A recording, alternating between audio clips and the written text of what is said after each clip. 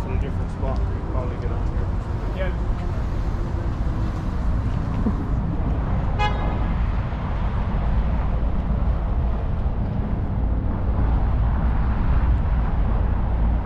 You know, that's a proper car for Dubai these days.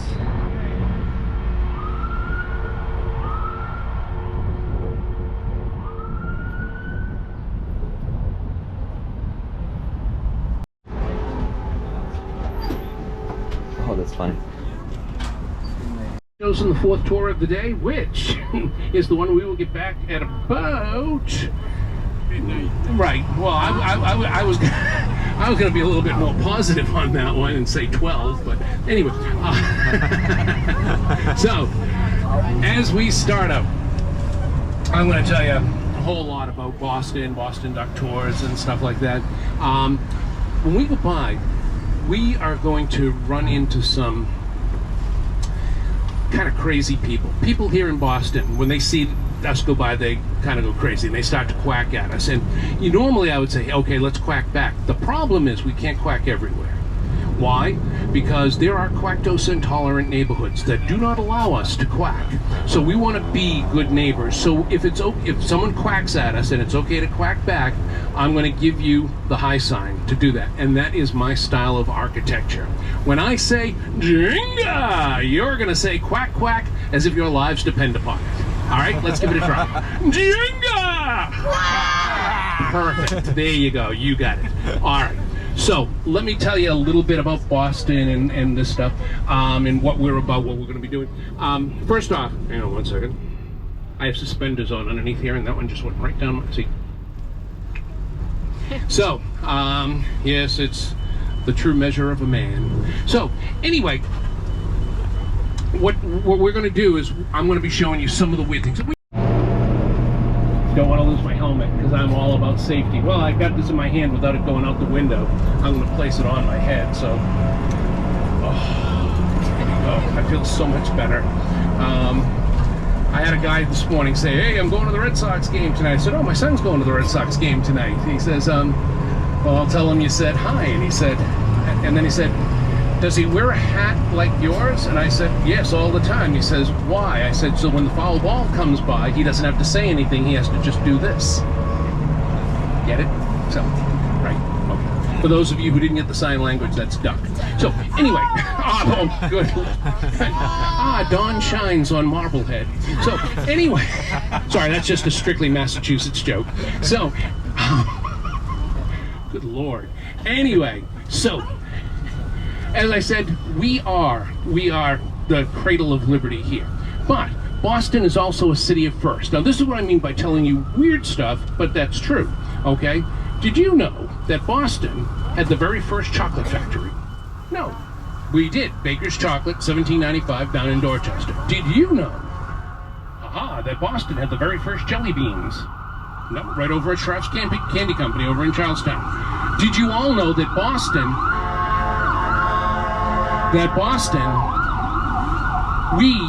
right here, we are #1 in the consumption of ice cream. There is no other city in the nation that eats more ice cream than Boston. So, anyway, there you go. So those are weird things. Are you ready for this? Yeah. We also had the very first building codes, and as an architect, that's very important to me, all right? The very first building code in Boston, 1640. And this is absolutely the truth. Does anybody know what the very first building code was? You could not build a house that had a wooden chimney. Right. You know, our founding fathers said these things were self-evident, but apparently some things weren't. But it probably is what led to the fact that the Boston Fire Department, the very first fire department in the nation. You see what I mean? All true stories and all things like, oh, I didn't know that. So, those are the stories I like to tell. So here we go. You ready? Next. Causeway Street.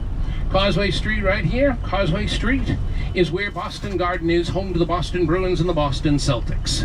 Where are we right now? We are literally in that spot right there, because this is the Causeway. See all this? We just came from here and we went across the Charles River. All right. We have 3 hills that are down here, and these 3 hills served Boston in many capacities. This city, for those of you who don't know, 3/4 made land. And they've been making land in Boston since the 1600s. Seriously, all right? Right now, you're on made land. Where are you? You're right here. That's the mill pond. That's what you're on right now. But this got made into the Bulfinch Triangle by Charles Bulfinch, a name you're going to hear a lot today. All right? So how do you know you're on a triangle? Look at all your side streets. Here's the street you're on. Here's how the side streets come in. And they come in like this over here. This used to be the mill pond. It was the swimming hole of Boston.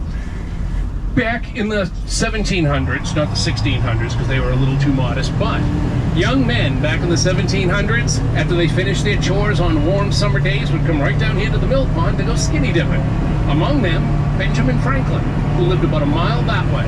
Benjamin Franklin loved swimming. Benjamin Franklin loved swimming so much that today he is enshrined in the Swimmers Hall of Fame. Really? Yes. Michael Phelps, Katie Ledecky, Benjamin Franklin. Yep. These do this always over the punchline. So anyway, now, you ready? Why is Benjamin Franklin in the Swimmers Hall of Fame? Because Benjamin Franklin invented swim fins. And they didn't go on your feet, they went on your hands. Yes, they looked like wooden pot holders, all right? And they were larger than the shape of your hand, and they could tie to your hand and your wrist, and that is how you would propel yourself. Benjamin Franklin, statesman, patriot, Hall of Famer. So, this building right here, this is the Verizon building. It was the AT&T building when it was built in 1930. That style of architecture is Art Deco. Art Deco shown to you by Art Deco. Oh, that building right there on that site is where Alexander Graham Bell invented the telephone. Seriously. Does anybody know why Alexander Graham Bell invented the telephone? Because his wife was deaf, and so was his mother-in-law, and he wanted to have a method to be able to communicate with them. So he was trying to create a contraption that would, make sound louder, and created the telephone. Absolutely the truth. The school he worked at was where we took the turn was on the other side. It was on Pemberton Square, and when all of the money that he made off the telephone, do you know who it went to? The School for the Deaf. You know. Wow, is this what I sound like when I drive? No, I'm kidding. So, right here, this is the Government Center parking garage. They took this down because, well, it just became, frightening. But we were on the other side. See the rubble? We were on the other side when we took the turn. I was telling you about the mill pond. There it is right there. Now, the street used to go right across there. We don't do that anymore, but we will when that's done. It's supposed to be done Labor Day of 2022. So we should be over there, no problem whatsoever. All right. Now, to your left, you're going to see the Blackston Block. This is the oldest business block in Boston. You're going to see the Holocaust Memorial right here. You're going to see the Union Oyster House. The Union Oyster House is the oldest continuously operated restaurant in the United States. It's been there since 1742, but it has been a restaurant since 1826. Are you ready for this? See the statue right there? This is one of my favorite stories. I got a bunch of favorite stories, but right there, you see the statue? That's James Michael Curley, mayor of Boston. He was a 4-term mayor of Boston, 2-term governor, and a congressman. He died in 1958, and I was at his funeral. Yeah, I was just a little guy then, but my grandfather was his chauffeur. So, right there, Faneuil Hall. Faneuil Hall, the second, not the original Faneuil Hall. Faneuil Hall burned down in 1746, and Charles Bulfinch rebuilt that. All right? The Boston Massacre occurred literally in the center of this intersection, right here, and to your left, you are going to see the Massachusetts State House, the old one. This was where John Hancock served as the very first governor of the Commonwealth of Massachusetts. So, now as we come on up here, ready? let's take a look at this building to our right, because I'm an architect. That's the Ames building. Look at the bottom. Look how the bottom of the building is flush with the sidewalk. That's because it has no foundation. Yeah, it's a freestanding building, and there is not one single solitary steel girder inside that structure. Yep, it was the tallest building in the world for 2 weeks. And then the Monadnock building, the next freestanding building in Chicago, that was a little bit taller. But that is 9 feet wider at the bottom than it is at the top, and that's so it doesn't tip over. You have there's your tea kettle right there, the steaming tea kettle. That's been here since 1873, but not right there. It's been in about a half a dozen places since 1873, one of them being right in front of the JFK Federal Building when that was the Oriental Tea Company. This was Scully Square right here. Doesn't look that big, and that's because it wasn't. And Scully Square was torn down to make Government Center. All right, so as we come on up Tremont Street to your left, this is the King's Chapel Burying Ground, what came before King's Chapel. And the King's Chapel, the original King's Chapel, was a wooden church, and they built the new church around the old church. The last thing they put in were windows, and that's because when they finished building the granite church, the windows were left open, and they cut the church apart inside, numbered it, put it into wagons, and sent it north to Nova Scotia, where they rebuilt it. Crazy. Right here, the Tremont Temple Baptist Church, the very first integrated church in the United States. Every president from Abraham Lincoln to Herbert Hoover have spoken there. And right there where that crowd is where Sam Adams is buried. Robert Treat Paine is buried along the wall, and way over there, John Hancock. In the center, do you see the obelisk with the name Franklin on it? Yeah, Benjamin Franklin is buried right there in Philadelphia. His parents, however, are buried right there. And you see that big crowd in the back? That's where Paul Revere is buried. Now, you want to hear, I love weird, okay? So here comes the weird story that you don't know about. Another Franklin story. Abaya Franklin. She was born in Nantucket, youngest of 10 children. She was 21, unmarried, came here to Boston to live with her married sister. She met Benjamin Franklin's father. He wasn't born yet, Benjamin Franklin. And so they got married. They had 10 more children. He already had 7. He was a widower, and then they had 10 more, including Benjamin Franklin. Here comes the weird part. Abaya Franklin's maiden name was Abaya Folger. Her father was Peter Folger, and they are the ancestors to the Folger Coffee Company, meaning that Benjamin Franklin is the ancestor to the Folgers Coffee Company. Weird. To your right, Park Street Church, the tallest building in the United States for 18 years. Yeah, that was the first thing you saw when you came into Boston Harbor. Boston Common is to your right, 1634, and that's Park Street Station. And I know you're sitting there saying, okay, wait, there's more. So, 1634 is when this was created. You get a nice view of the State House that you will not get when the leaves start springing on the trees. And right here, the Visitor Center. This is where the Freedom Trail starts. You can do that on your own, or you can do it as a group. And right here, you have the abstract sculpture called The Embrace. That was inspired by the hug that Dr. Martin Luther King Jr. gave to his wife, Coretta Scott King, the day it was announced that he had been awarded the Nobel Peace Prize. Okay, here we go. Part 2 of Park Street. This is Boylston Street Station. Why am I pointing out the 2 stations? Because underneath there, connecting, going up Tremont Street, the very first subway in the United States. And it went from here to there. That was it. That was it. So, you ready? It opened its doors on September 1st, 1897. How many people do you think took the trolley from here to there or there to here on September 1st, 1897? Take a wild guess. 0. Wow, you're not very wild. No, wild. I'll give you an example. You ready? Today, for the whole metropolitan train system, 300,000 people a day take the train. So how many people do you think took it from here to there, September 1st, 1897? 250,000. 250,000 people went that distance. Bizarre. This is what I mean. A true story, but holy cow, that's nuts. All right. So we have just crossed Boylston Street. We are about to enter the theater district, and if you look down Boylston Street, don't worry if you don't see it, is the Colonial Theater. And the Colonial Theater is the oldest running theater in Boston. It opened its doors on December 20th, 1900. Okay? So I'm telling you that. I'm going to get back to that because I got something else to talk about first.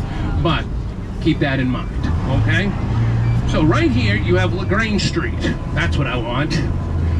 None of you are from Boston, so you're all from somewhere else. How many of you have in your state, near you, or whatever, a city, a town, a street, a park named LaGrange?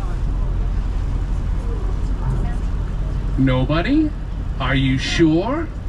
Do you have anything named Fayette? Lafayette. Ah. There are 5 names: Marquis de Lafayette, Lafayette, Fayette, or LaGrange, that are all named in honor of the Marquis de Lafayette. Why LaGrange? LaGrange was his summer residence in France. From 1824 to 1825, the Marquis de Lafayette came here to the United States for the 50th anniversary of the beginning of the American Revolution. And he traveled to every single state in the Union at that time. There were only 25. And wherever he went, they named cities, they named streets, they named parks, they named everything after him. And if you have any one of those 5, it is named for the Marquis de Lafayette. How many of you are from Indiana? Anybody? Where is Purdue University? West Lafayette. Right. You see where I'm going? So, one street over, we have Avenue de Lafayette. LaGrange is right here, and when we take this turn, we won't be able to see it, but we will be going by Fayette Street. All for the Marquis de Lafayette. You ready? So here we go, back to the Colonial Theater. So they'd opened its doors on December 20th, 1900. What was the very first play that went on there at the Colonial Theater? You could guess it 1 billion times, and you would never guess it. The play? Ben-Hur. Right.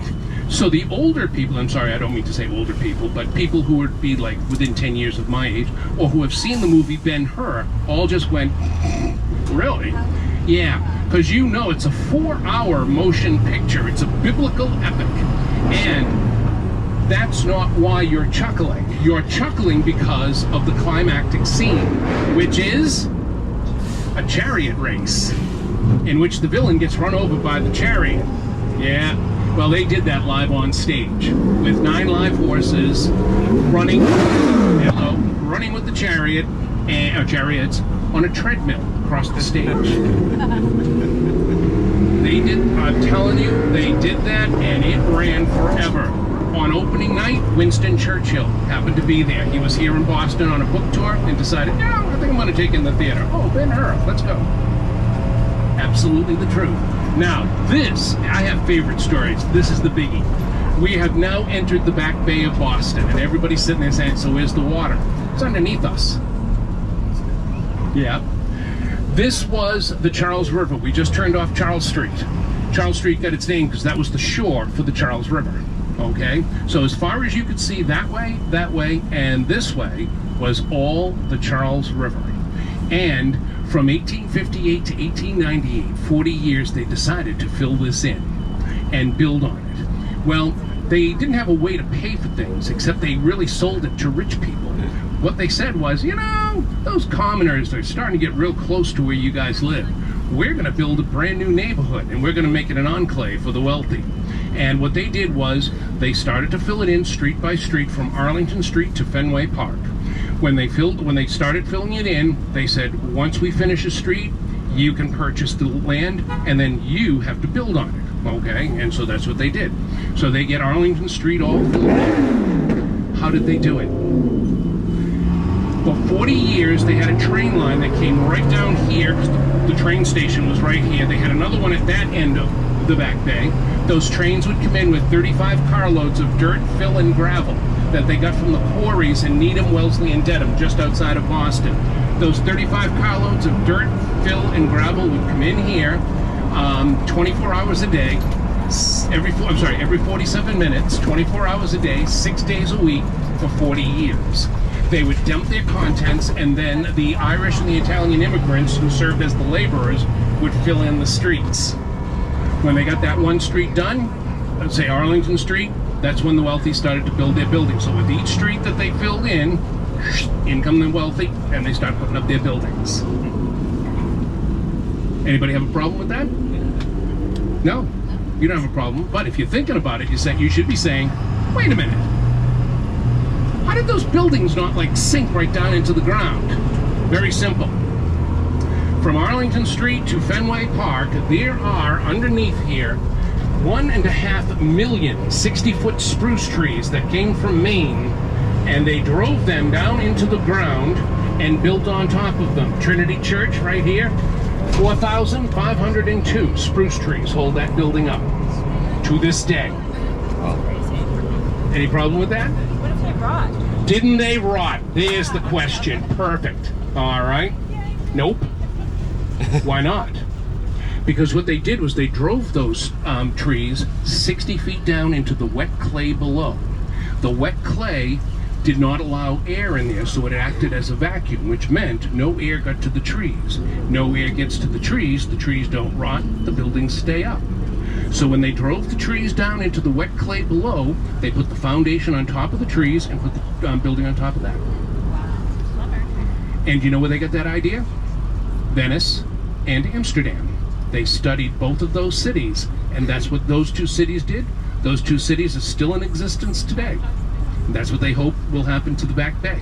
Because just think, the church we just passed, Trinity Church, which I'm going to be talking about, that is the 7th most influential building in the United States.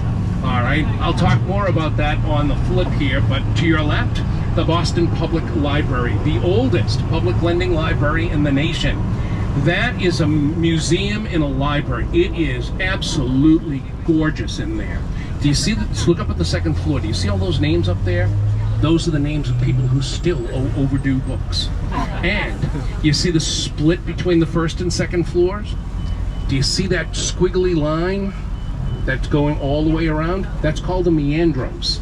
And in the Greek culture, they put these on the buildings because the meandros symbolizes unity and infinity. And they hope that everybody uses the building forever. So, now, we're going to be making this turn. If you take a look right here, you see this tall glass, kind of blackish building here, about 4 buildings back. That is where the finish line to the Boston Marathon is, which just occurred last week. All right, so we're now turning on to Boylston Street, ready for Trinity Church. Trinity Church, built in 1877 by Henry Hobson Richardson, one of the top 3 architects in the history of the United States, along with Louis Sullivan and Frank Lloyd Wright. In there are John Lafarge opalescent glass windows, which are brilliant. John Lafarge was the father of opalescent glass, and on their calendar, their church calendar, there's a holy day for John Lafarge. Okay? Now, that is a magnificent building. You really have to see it from inside to really understand how beautiful it is. But here's one thing you don't have to see, you can just imagine. For all its beauty and all of it's just the structure, everything about it is gorgeous. It was the very first building in the world to have pneumatic doors.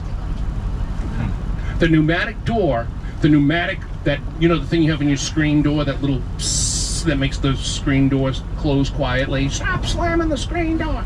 So they designed that for that building because there was nothing across the street from it for a quarter mile. The west wind used to come in so hard and so fast that it took those heavy wooden doors and just slammed them to a fare-thee well. People would be dropping their missiles, the minister would be... So they said, we got to find something to stop this. And that's what they did. They got those. Right here, Church of the Covenant, the tallest church in Boston, 240 feet tall. And now, as we come down here, one of the things that I didn't tell you about the buildings with all the trees is that they found a problem because some of the pilings did rot, but the pilings that rotted at the very beginning because they weren't aware of this problem until later. And one of them is this. Right here on your left, you're going to see the Arlington Street Church. This is the very first church built here in the Back Bay. In there are opalescent glass windows by Louis Comfort Tiffany, the son of the founder of Tiffany. Do you see that staircase right there? Do you see how it's all crumbling? That's because underneath, some of the pilings have rotted. What did they do? They created crowns, like you have on your teeth. They took the rotted part, they cut that off, they put a cap on the rest of it that was good, and it was made out of iron and cement, and they just put them on any one of the ones that were rotted and snapped them right into place. Okay? That church has holding it up 999 spruce trees, which drives my wife right out of her mind. Why? Why not 1,000? Because it's not 1,000. Right, exactly. My wife is extremely precise, and every time we go by there, I always go, 999, shut up. So, but my wife, I love the fact that she's precise because she handles all the finances in the Ducko family. Because in the Ducko family, we get a lot of bills. So, anyway, we're going to take this left. Oh, 20 minutes later, thank you.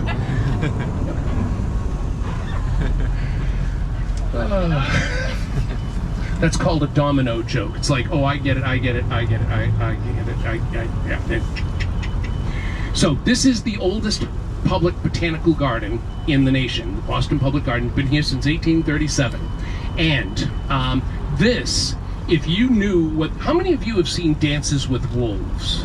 Yeah, okay. Remember in the beginning, Kevin Costner cleans out the sewer that's there, and he's like pulling out all of this just hideously gross, like animal parts, and that's what this was. Same exact thing, okay?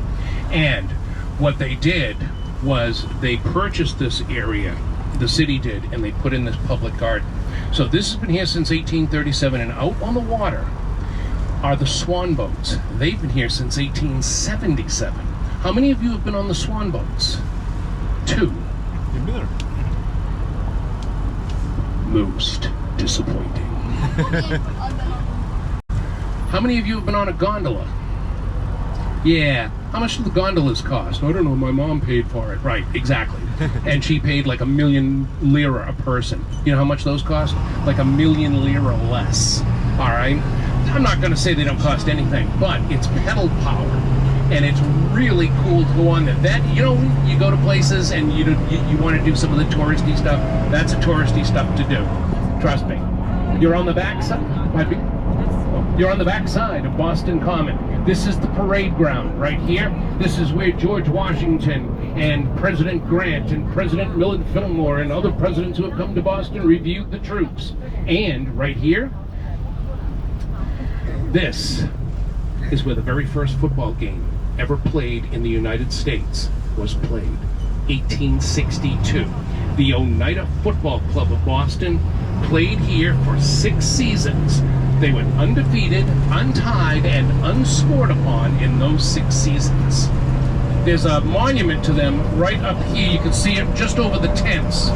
And it tells you the whole story of the Oneida Football Club of Boston. All right. So, yeah, a lot of things have happened here. A lot of odd things, but, you know. So, we're going to take this turn up Beacon Street. And as we do, hello, we are now in Beacon Hill. This is the wealthiest neighborhood here in Boston, and most of these buildings were built by Charles Bulfinch. How do you know if it's a Charles Bulfinch building? Look at the windows. As you go up, the windows get shorter. If that's the case, it's a Bulfinch building. That's called diminishing fenestration. And what it is it's an optical illusion by Bulfinch that made your building appear to be taller than it was. So, now, All of this was the land owned by John Singleton Copley, the man for whom Copley Square is named. John Singleton Copley was a portrait painter. Most of his paintings are at the Museum of Fine Arts.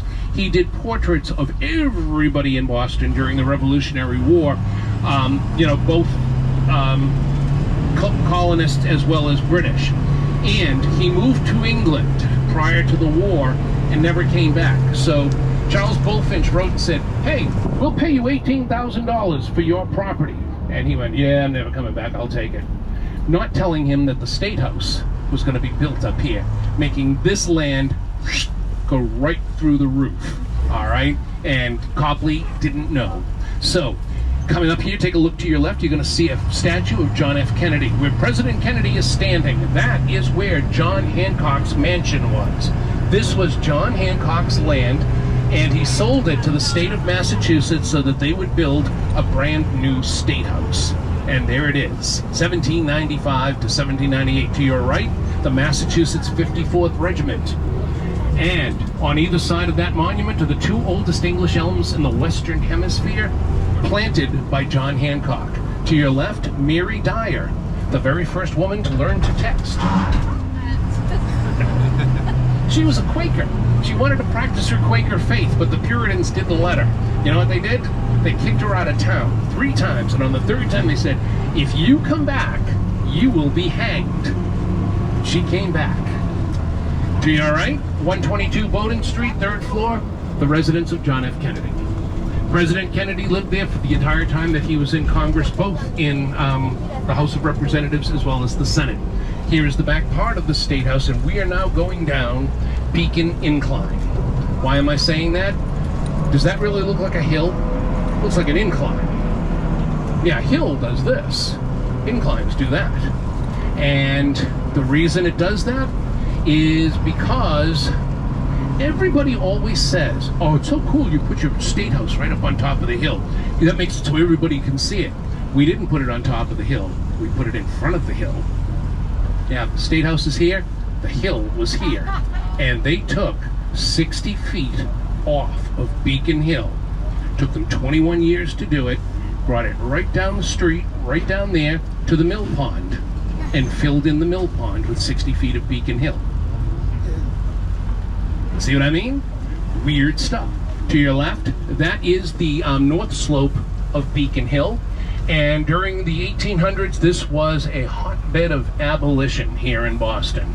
Living over here, Frederick Douglass and his family. His 2 sons served with the Massachusetts 54th. William Lloyd Garrison, the very first man to give a speech on the abolition of slavery in the United States on the 4th of July, 1829 at Park Street Church, lived here.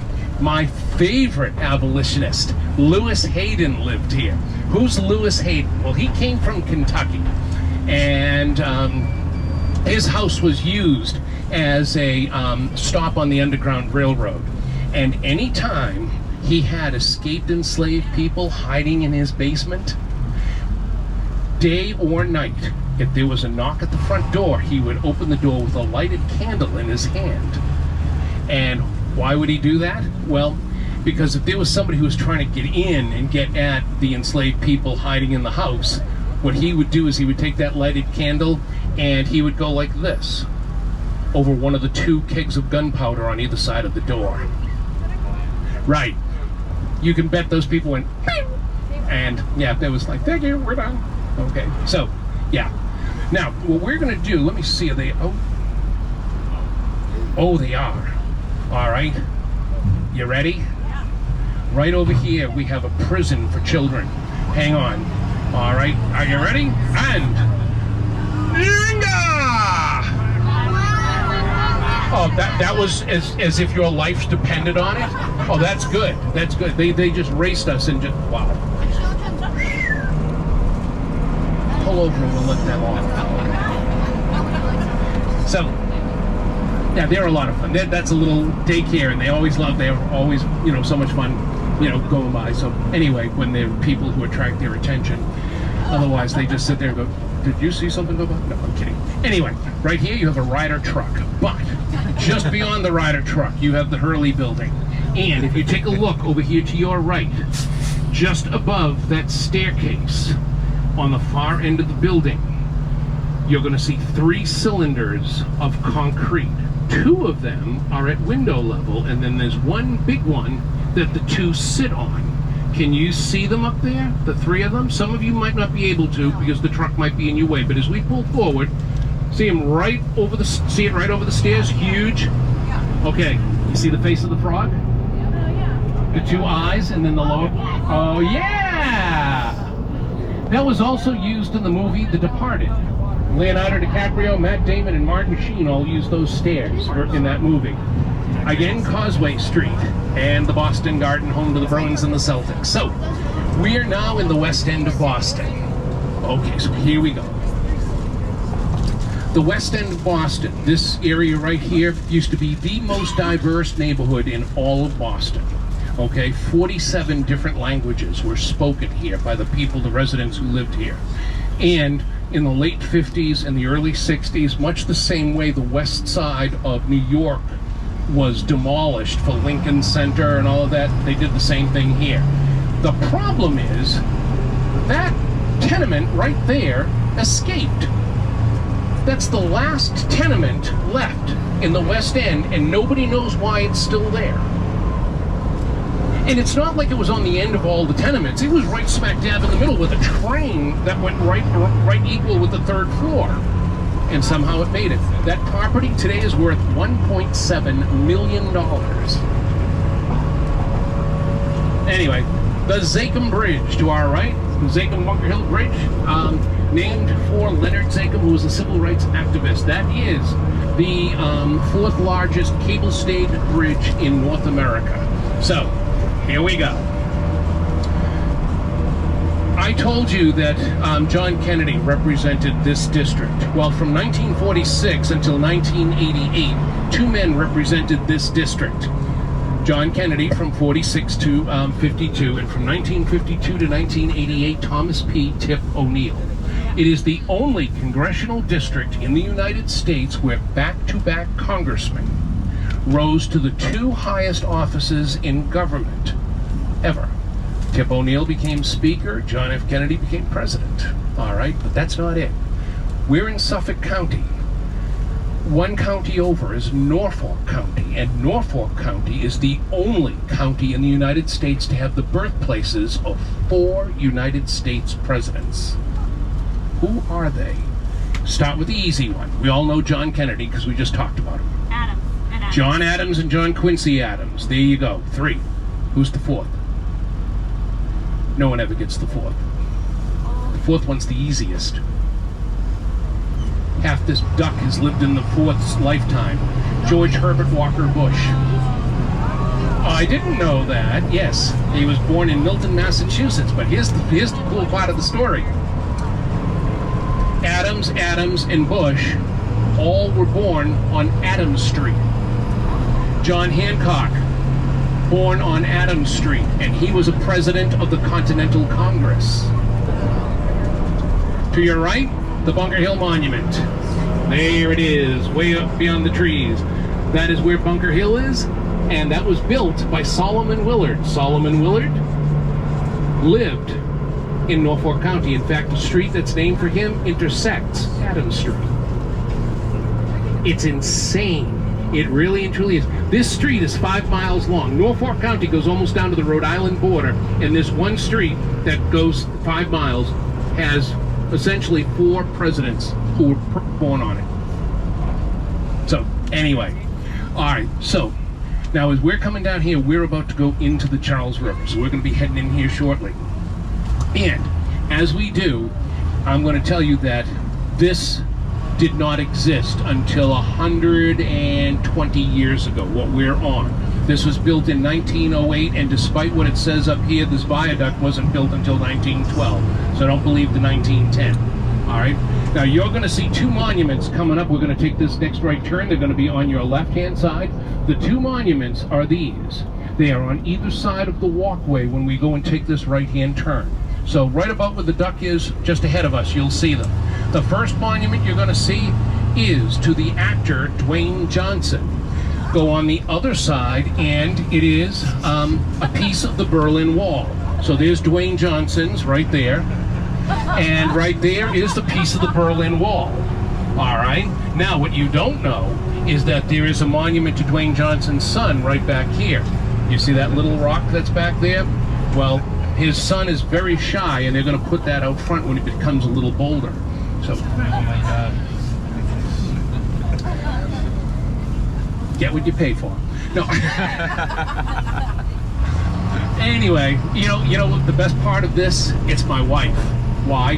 Because you have me and she doesn't. So, how many of you have seen the movie Free Guy with Ryan Reynolds? Anybody? Excellent. When we come right up here, I want you to look to your right, and about a half hour into the movie, this is where Ryan Reynolds dons his sunglasses and blue shirt and starts beating people up. Right there. Yeah. Oh yeah. See how you can see right behind it? You can see the Boston Garden. In fact, depending on how they use the camera, you can see, you can see all of this in the background as well.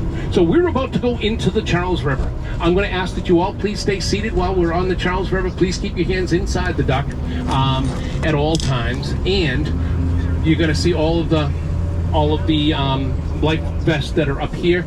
The ones with the red tabs are for children. The ones with the yellow are for adults. Children, 90 pounds or lower. Adults, 90 pounds or above. We should get Toby in the water. All right. Now, we have, by the way, we have a life ring here and a life ring in the back. And here we go.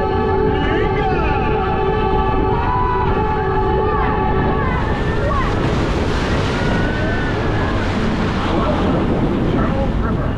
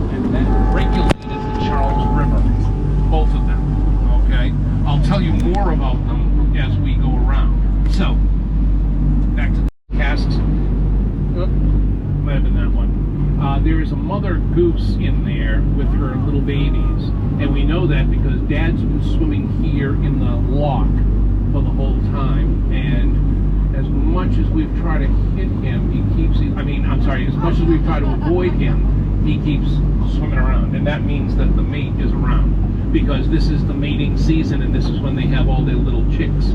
Okay? Seriously. I'll tell you more about that later too. There's the second door. Alright? So like I say, they regulated the Charles River.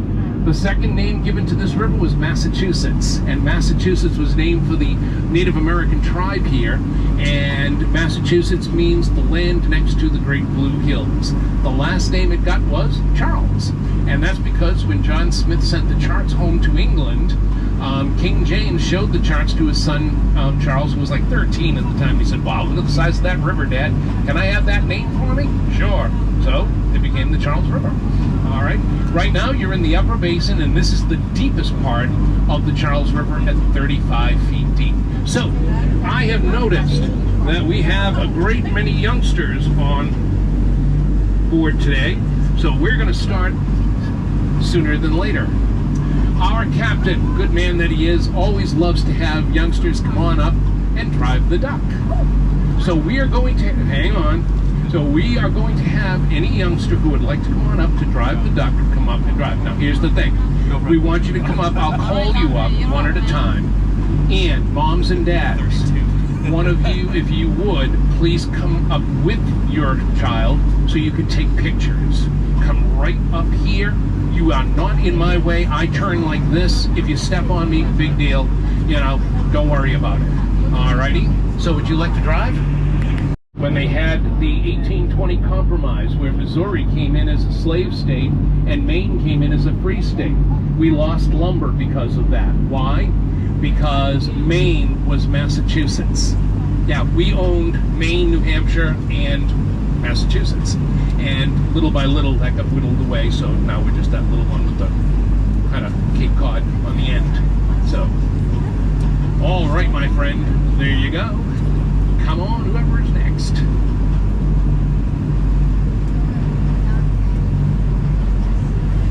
All right. So this is okay. So coming up right now will be you guys. All right. Over here to your right, MIT. From the Longfellow Bridge, as far up the river as you can see on the right bank without, like, you know, burning out your eyes, that is all MIT. The building, the tan building that's right there with the Doppler radar on top, that is, that's the green building. And that is where the Doppler radar was not invented, but it was perfected right there. So that is an I.M. Pei building. I.M. Pei, one of the great architects of the 20th century. Okie doke, that is for you. Well done. Watch, there you go. Would you like to come on up? There you go. If you look straight out to your right, you're going to see the Harvard Bridge, the Mass Ave, which is also known as the Mass Ave Bridge, and behind it, from the Citgo sign all the way to the right, that is all Boston University. And Boston University goes farther than what you can see. Where the Citgo sign is, behind that, that is where Fenway Park is located. And over here to our right, we are coming up on the Back Bay. From the Citgo sign all the way down to the rust-colored steeple just behind me, that's the Church of the Advent, and that is the Back Bay. That is what took 40 years to fill in. Over there, all made land. Over here, all made land. And over here,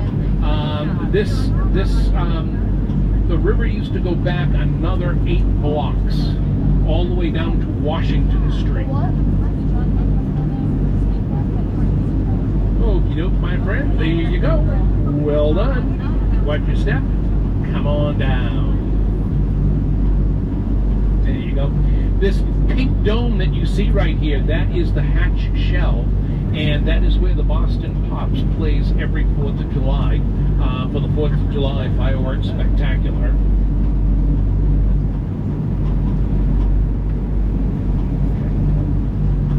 Now, as we're coming back here, we're approaching, like I said, the Longfellow Bridge. This was named for Henry Wadsworth Longfellow. It was built in 1907 and refurbished to the tune of about $300 million in 2007. And Edmund Wheelwright was the man who designed that, and he has a number of buildings here. He did the Harvard Lampoon building. He did the station heads at Park Street and Boylston Street stations. So, I mean, those are just a couple right off the top of my head. Now, I mentioned Fenway Park, and I know I've got a couple of people here going to the game tonight. All right, hang on one sec. That is for you, sir. All right. No, you don't want to. Would you like one of these? It's free. There you go. All right. So, sneaking back here, I see some youngsters right in here. Don't worry, I'm not going to miss any of you. Do I have anybody? Yep. All righty. What do I have left? I have 1, 2. Is it 3? 2? 2. Okay. So, just want to make sure. So, for tonight's game, where are you going to see this game? Fenway Park. What's a Fenway? A what? Marshy swamp. A swamp. Where does that come from? So it's a swamp. You went on the tour? Close. Marsh? Not quite. Yeah. The marsh is more like it. Exactly.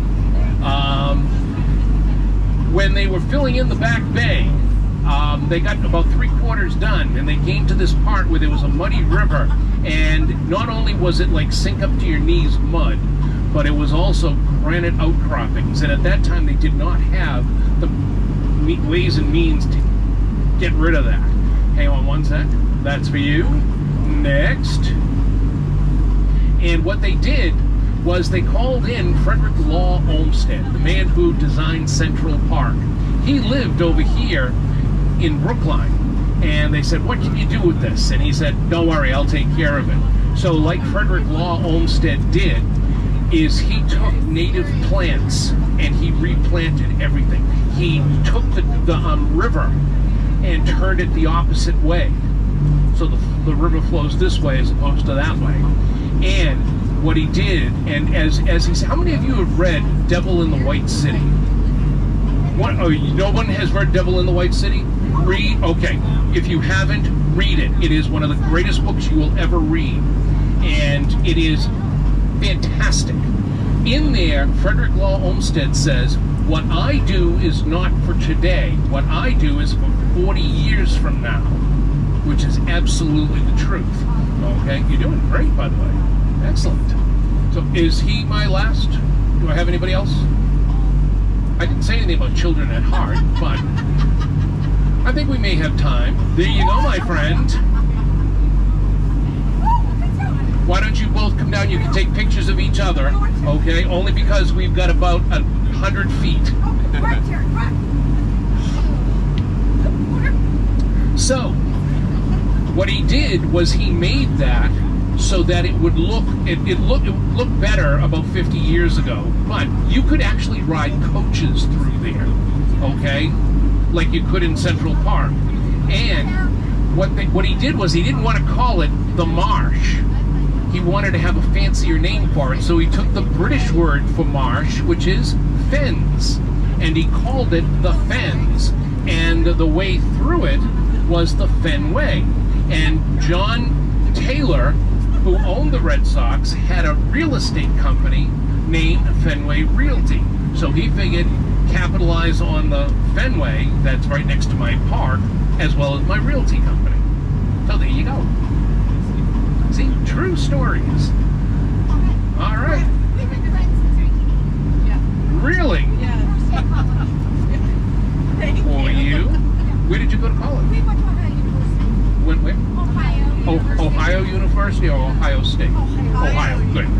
So that's good. I appreciate that. That's because I didn't want to hear anybody say the. Right. Alrighty. So how about a big hand for all of our captains? They did very well. All right. So now, back to the back bay. You ready? Coming on up is the lock. Here we go. Why was the lock in the dam built? Seems stupid. For hundreds of years, the Charles River flowed right out into Boston Harbor. And then in 1908, they put in a dam. That seems kind of crazy. Except it's not. I have pictures at home of the Charles River in the late 1800s, early 1900s at low tide. People clamming on the side, digging clams, all right? And the reason they could do that is because this was an estuary. And the tide would, obviously go in and out, but it would really drop the Charles River. And that didn't seem to make much difference unless you were in the beginning of the back bay, like at the Arlington Street Church. Right. All the buildings that were built, I should say all, many of the buildings that were built in the beginning of the back bay build, they were the first to show signs of rotting in the pilings. And they found out why. Because the water table kept rising and falling. And then they realized the tide was doing it. And so when the tide came in, the water table would go up. When the tide went down, the water table would drop. And that was exposing the pilings to air. And that was going to cause those trees underground to rot. So what they did was they said, we got to come up with something to make that not happen. So they built the dam, they built the lock, they built the steel doors, and that regulated the Charles River to keep the Charles River from 1908 to this very day at exactly the same height all year long. So if you look, you can see the water line. The water line is maybe, it varies maybe by about 6-7 inches, but it's basically the same. And what that does is it keeps all of those pilings under the back bay, under the water line, and it keeps them all fresh, keeps them in a vacuum, and keeps all those buildings standing. Like I say, my favorite story of the whole tour. I love telling that story because it's so crazy. Like anybody would think of that.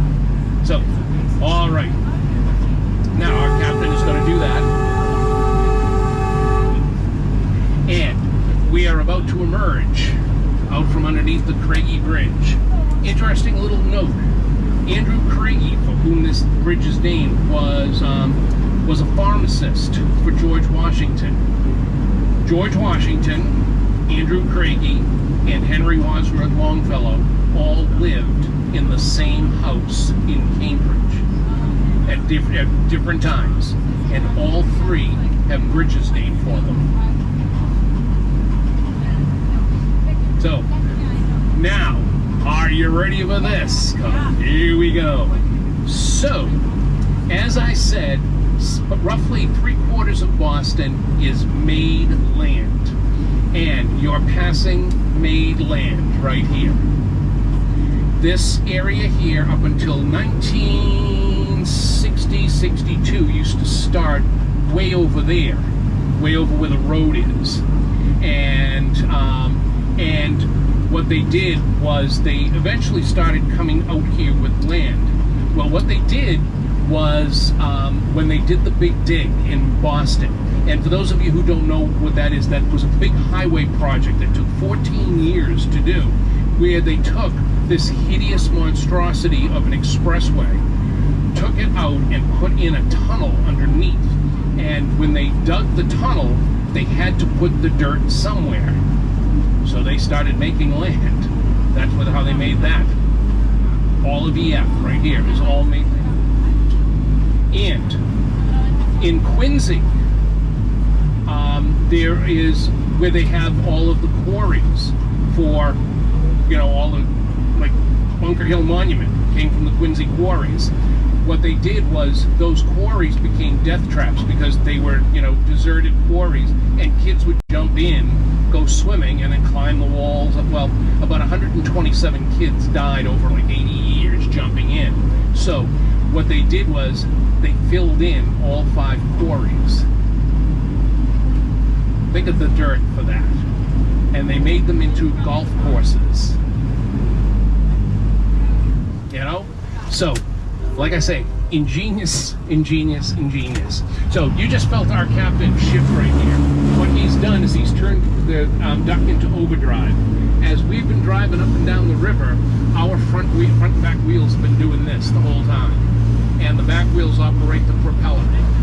And what he's doing is we've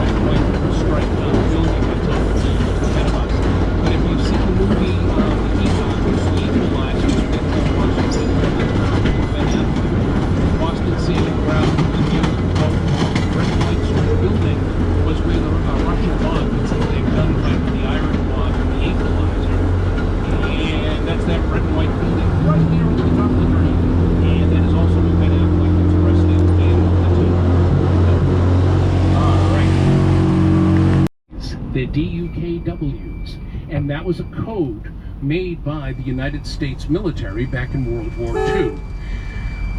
These were built in 1942, but I say these were built, these are actually replicas of ducks that were built in 1942. The original ducks, we used to have them 30 years ago, but they became really kind of, you know, untenable because you couldn't get parts for them. It took forever to fix them. They ran on diesel and all. So these are far more ecologically, you know, compliant. So anyway, these ducks, the ducks, were created in 1942. D stands for 1942. Why? Because that was the 4th year of World War II. And A is 1939, and 1942 is D. So that was the code. U is for a utility vehicle. Goes on land, goes on water. Take the K, turn the K like that, front wheel drive. That's what it looks like. Last but not least, the W. That is for the dual axle that's in the back on both sides, and that's what it looks like attached to the wheels. So, DUKW.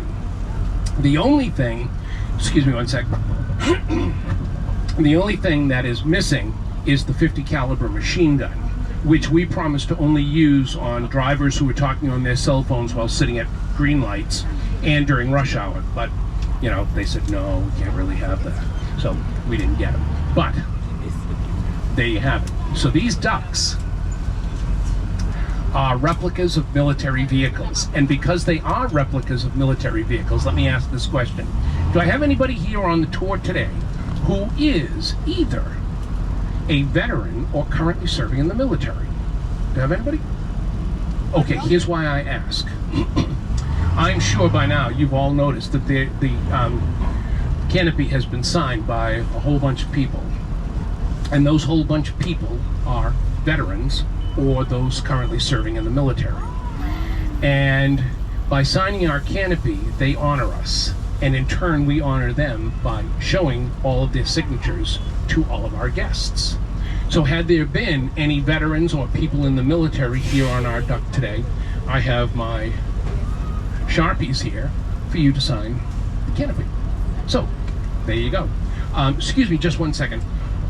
I'm just going to take a little bit of water.